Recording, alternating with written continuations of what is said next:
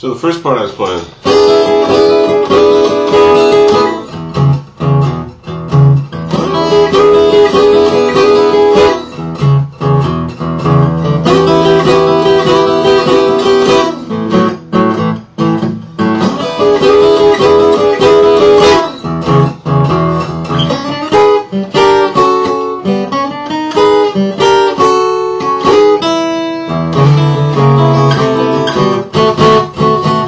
So this is 12 and 13. That's for the E chord.